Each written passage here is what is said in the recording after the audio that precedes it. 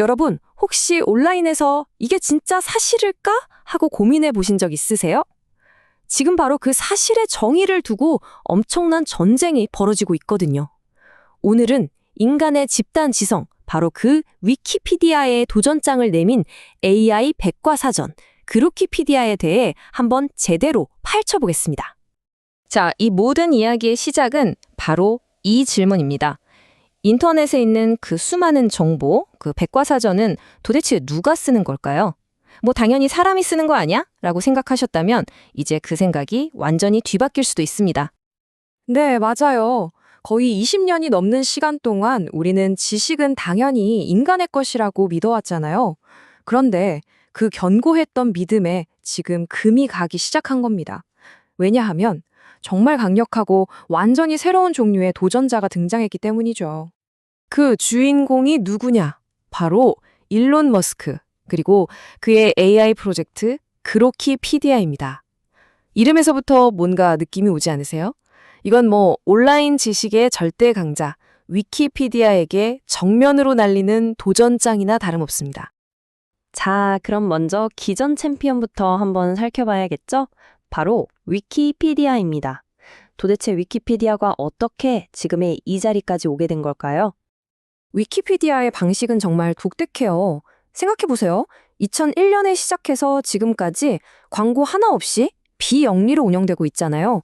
그럼 그 힘은 다 어디서 나오는 걸까요? 네, 바로 전 세계에 있는 수많은 자원봉사자들입니다.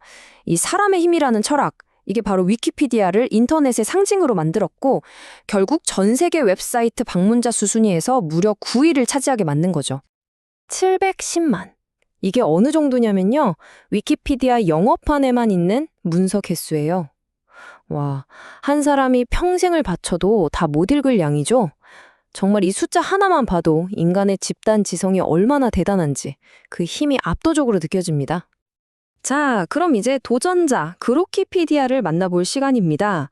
일론 머스크가 이걸 왜 만들었을까요? 그가 보기엔 위키피디아가 너무 정치적으로 한쪽에 치우쳤다는 거예요.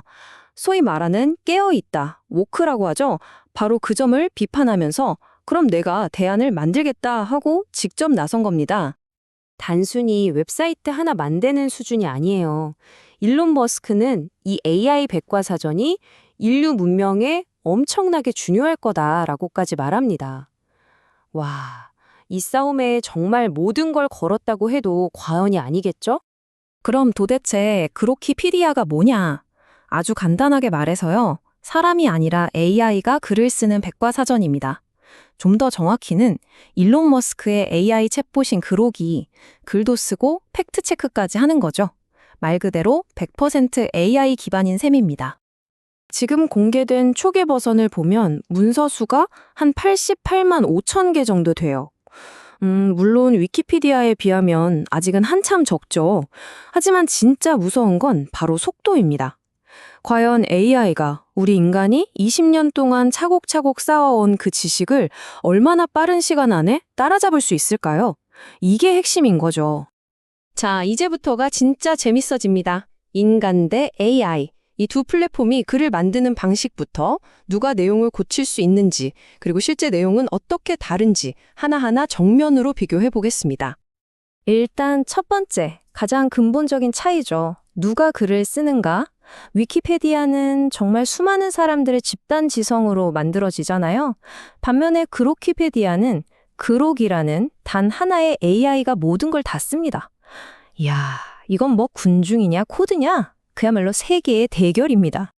내용을 고치는 방식, 즉 편집 방식을 보면 차이가 더 확연해져요. 위키피디아는 아시다시피 누구나 심지어 이름 없이도 직접 내용을 고칠 수 있는 완전히 열려있는 시스템이죠. 그런데 그로키피디아는요? 사용자가 직접 고칠 수는 없어요. 그냥 팝업 창을 통해서 이거 좀 고쳐주세요 하고 제안만 할 수 있는 훨씬 더 닫혀있는 구조라는 겁니다. 자, 그럼 실제 내용은 어떨까요? 이걸 보면 차이가 정말 극명하게 드러납니다. 예를 들어서 도널드 트럼프 항목을 한번 볼까요? 위키피디아에는 그의 사업과 관련된 이해상충 문제 같은 민감한 내용이 포함되어 있는데 그로키피디아에는 그 내용이 쏙 빠져 있습니다. 심지어 이걸 만든 일론 머스크 본인 항목에서도요. 위키피디아에 나오는 좀 논란이 될 만한 내용들은 그로키피디아에선 찾아볼 수가 없다는 거죠.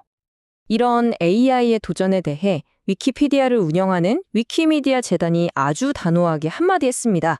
위키피디아의 지식은 인간의 것이며 언제나 그럴 것입니다. 이 한 문장에 두 플랫폼의 철학이 얼마나 다른지가 전부 담겨 있는 정말 강력한 선언이라고 할 수 있겠죠. 자, 그럼 이런 생각이 드실 수도 있어요. 그래서 웹사이트 두 개가 경쟁하는 게 나랑 무슨 상관이지?